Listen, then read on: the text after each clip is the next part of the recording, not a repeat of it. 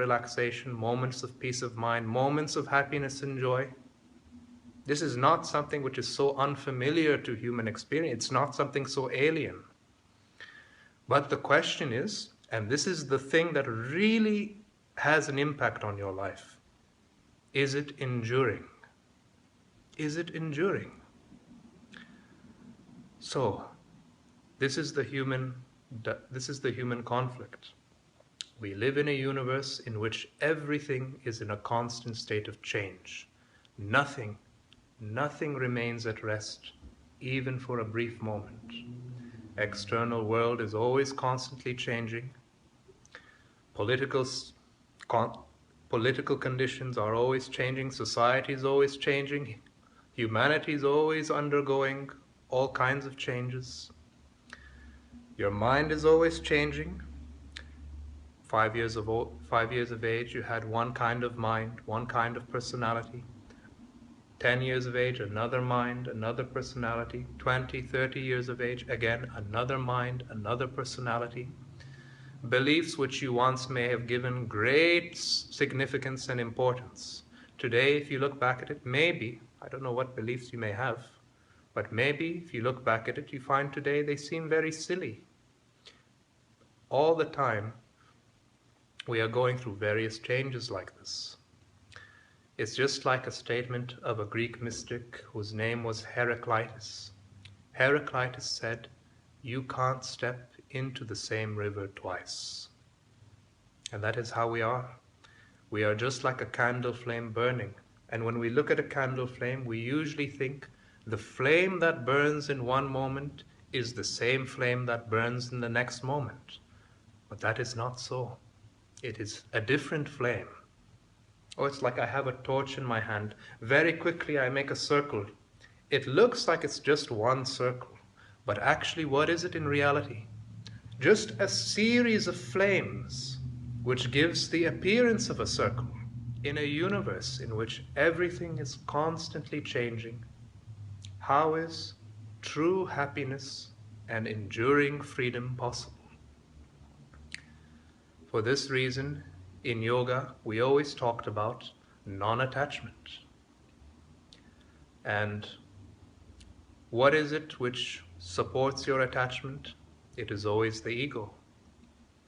Just look back in your life and look at any time, take any memory at random in which you have suffered. Examine it. Hasn't your ego always been involved? Has always been involved. So if there is egotism, it's as though suffering must follow like a shadow. This is a case of mistaken identity. What is the process of yoga? It is breaking through your false sense of self and rediscovering what is your original nature. So I'll give you an example. Let's say you're standing at the beach, okay? You're looking at the horizon, and it's only because your perspective has remained limited. It seems like that horizon is the whole ocean, doesn't it? Or let's say I am holding up a piece of paper. I make a small incision in that paper, and I'm looking through that hole. The whole universe will appear just through that perspective of that small incision. If I just tear that hole a little bit larger, I have a broader perspective, a broader horizon in my experience. I tear that a little bit larger, once again, broader perspective, a broader horizon. I may not have been aware of so many other facts. I may not have been aware of all the people sitting in this room right now, all the different shapes of colors, so many other facts which were outside of my awareness, simply because my perception was limited. If I stretch the thing out to such an extent, what is left? Just empty space. And has anything been added? Has anything been subtracted? Empty space has always been there. So examine what's there in your experience. Look very deeply into it. Any experience that happens, where does it happen? What is this one ingredient? If we took away this one ingredient, Nothing exists for you. Life doesn't exist. The whole universe doesn't exist. Everything disappears into nothingness. What's that one ingredient?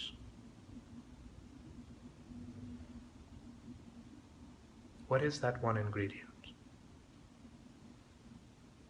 It is your awareness, right?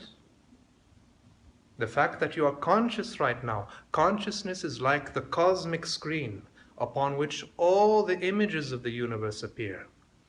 And as far as your experience is concerned, have you ever had an experience which is outside of your own consciousness? So, consciousness, I've always thought of consciousness, it's a bit like empty space. What is empty space? It contains all the stars and planets, and we have 100 billion stars within 100 billion galaxies, unimaginable number of worlds, all contained in vast empty space. Similarly, your consciousness is just like empty space. Thoughts arise and disappear.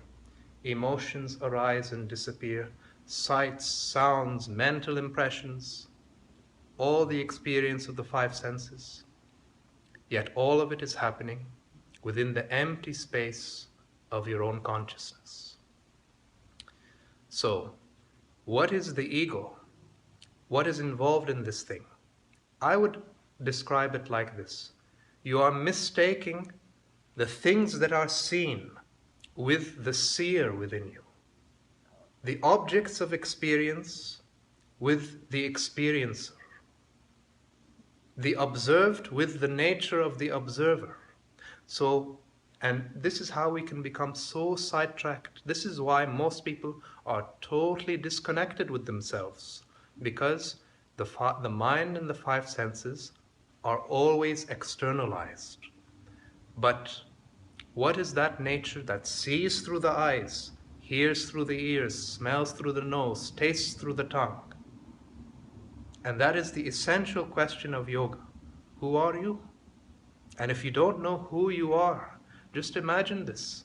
You may achieve all kinds of brilliant achievements in the world, but still within yourself it's as if you have nothing. It'll give you some temporary satisfaction, but as we already talked about, there is always this sense that something is missing. Something is missing. Something most essential, which is yourself. So if you do not even know who are you, it's as if you're living in a very enormous, luxurious palace, but within yourself it's as though you're a beggar. So you may have all heard that statement before, know thyself. In ancient Greece there's a temple, and at the entrance of the temple it says, know thyself. To me, this is perhaps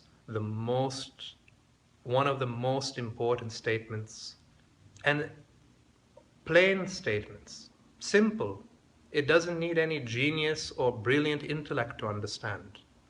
Know thyself.